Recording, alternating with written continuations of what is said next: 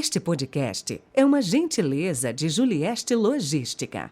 Há mais de uma década transportando. 27 3228 0586.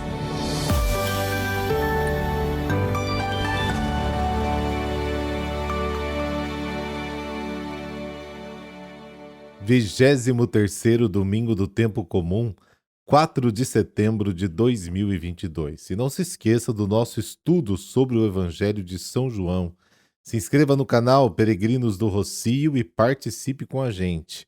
Vamos dar destaque à palavra de Deus em nossa vida, especialmente neste mês de setembro. Rezemos.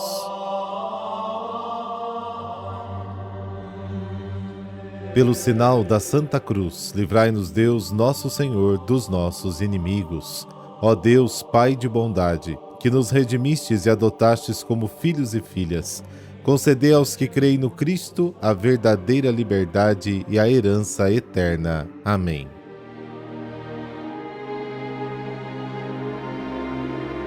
Lucas, capítulo 14, versículos de 25 a 33. O Senhor esteja convosco, Ele está no meio de nós.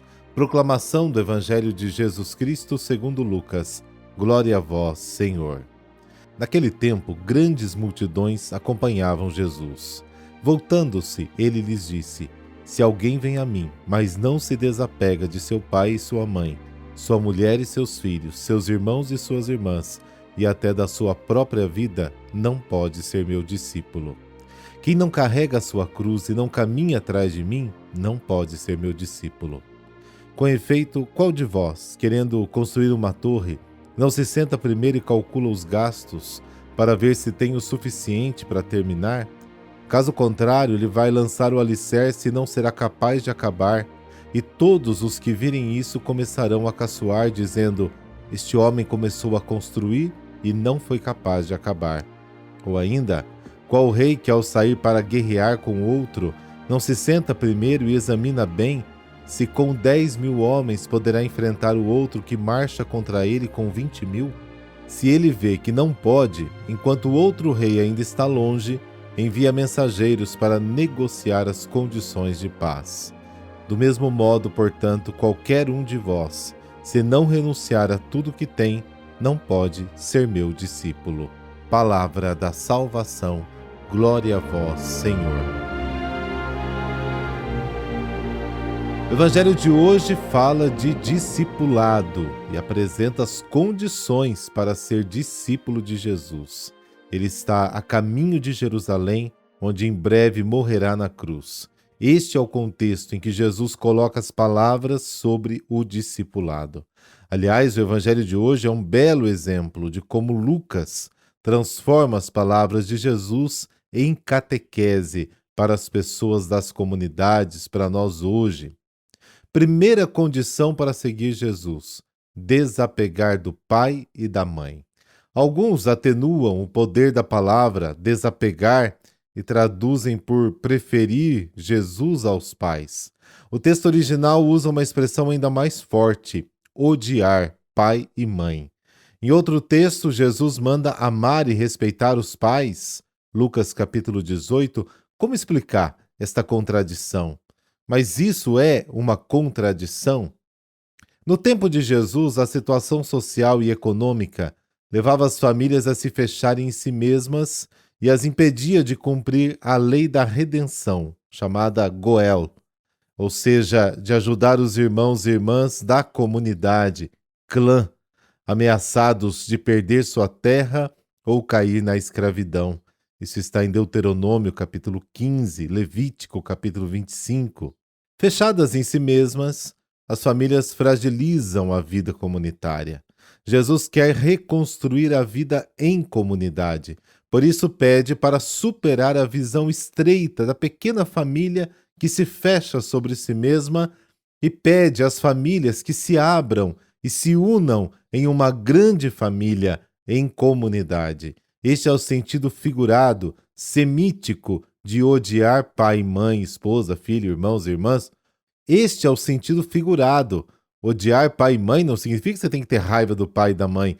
Significa que você precisa renunciar a este egoísmo de ter apenas seu núcleo familiar pequeno e pensar mais na comunidade também como um todo e como a sua família se comporta no seio da comunidade. O próprio Jesus, quando os pais de sua pequena família querem trazê-lo de volta a Nazaré, ele não atende ao pedido deles. Jesus apenas amplia o sentido de família, dizendo: aqui estão a minha mãe, os meus irmãos, quem faz a vontade de Deus é meu irmão, minha irmã, minha mãe. Marcos capítulo 3. Os laços familiares não podem impedir a formação da comunidade. Esta é a primeira condição. E a gente vê muita gente dizendo: eu tenho meu Deus, rezo ao meu Deus na minha casa, rezo ao meu Deus todos os dias, mas não participo da comunidade. Não é isso que Jesus quer. Quem quer ser discípulo de Jesus deve estar sim no seio da comunidade. A segunda condição é carregar a cruz. Quem não carrega a cruz e não vem após mim, não pode ser meu discípulo. E para entender bem a extensão desta segunda necessidade, devemos olhar para o contexto em que Lucas coloca esta palavra de Jesus. Jesus está indo para Jerusalém. Para quê? Para ser crucificado, dar a sua vida e morrer. Seguir Jesus e carregar a cruz significa ir com ele a Jerusalém para ser crucificado. Claro que de outras formas, com os desafios que temos todos os dias, para ser crucificado também com ele. Isso evoca a atitude das mulheres, que o seguiram e o serviam quando ainda estava na Galileia, e muitas outras que subiram com ele para Jerusalém. Marcos capítulo 15. Também invoca a frase de Paulo na carta aos Gálatas: quanto a mim, porém, não me glorio senão da cruz de nosso Senhor Jesus Cristo. Gálatas capítulo 6. E aí temos duas parábolas, e elas têm o mesmo objetivo: fazer as pessoas pensarem bem antes de tomar uma decisão. Na primeira parábola ele diz: quem de vocês, querendo construir uma torre, não se senta primeiro para calcular os gastos, se tem meios, se tem dinheiro para terminar a obra? E para evitar isso, ele lança as bases. Agora imagine se ele lança as bases e não consegue terminar a obra. Todos vêm e começam a caçoar dele. Ele começou a construir, mas não teve fôlego para terminar. Esta parábola não precisa de explicação. Ela fala por si, que cada um pense bem na sua maneira de seguir Jesus, avalie bem as condições antes de tomar uma decisão, sobretudo para ser discípulo de Jesus. A segunda parábola é parecida com essa. Quando um rei vai, então, guerrear contra o outro, ele precisa analisar bem se com 10.000 homens ele vai conseguir enfrentar os 20.000 que vêm do exército oposto. Esta parábola tem o mesmo propósito que a anterior, é muito parecida. E a conclusão é apenas uma: ser cristão, seguir Jesus, é coisa séria. Para muitas pessoas hoje, ser cristão não é uma escolha pessoal, nem uma decisão de vida, mas um simples fenômeno cultural. Não pensam que precisam fazer uma escolha. Quem nasce brasileiro é brasileiro, quem nasce japonês é japonês. Ele não precisa escolher. Ele nasceu e vai morrer assim. Muitas pessoas são cristãs porque nasceram assim e assim morrerão, sem nunca terem tido a ideia de que ser cristão é escolher e assumir todos os dias o Cristo, que os chama constantemente à santidade. E não pense que você está fora dessa não, viu? Todos os dias somos impelidos pelo amor de Cristo. Isto exige uma decisão, ou melhor, muitas decisões. Santa Rosália. Rosália nasceu no ano de 1125, filha de um rico senhor.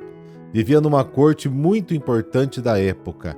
Durante a adolescência, foi ser dama de corte da rainha Margarida, esposa do rei Guilherme I da Sicília. Porém, nada disso a atraía ou estimulava. Sabia que sua vocação era servir a Deus e ansiava pela vida monástica. Aos 14 anos, levando consigo apenas um crucifixo, abandonou de vez a corte e se refugiou solitária numa caverna. Ficava próximo do convento dos beneditinos, que possuía uma pequena igreja anexa. Assim, mesmo vivendo isolada, podia participar das funções litúrgicas e receber orientação espiritual. Os beneditinos puderam acompanhar e testemunhar com seus registros a vida eremítica de Rosália, que viveu em oração, solidão, penitência. Muitos habitantes do povoado subiam o monte, atraídos pela fama de santidade da ermitã. Vários milagres foram atribuídos à intercessão de Santa Rosália, como a extinção da peste, que no século XII devastava a Sicília. No dia 4 de setembro de 1160, Rosália morreu na sua gruta de Monte Pellegrino, em Palermo. O seu culto se difundiu enormemente entre os fiéis, que invocavam como padroeira de Palermo.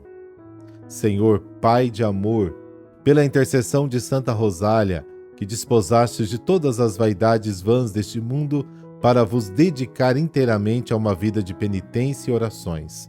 Dai-me o espírito da piedade, oração constante, e que nos momentos de solidão e provações possa eu portar-me dignamente para poder um dia merecer os momentos felizes e eternos. Por Cristo nosso Senhor. Amém. Abençoe-vos o Deus Todo-Poderoso, Pai, Filho, Espírito Santo. Amém.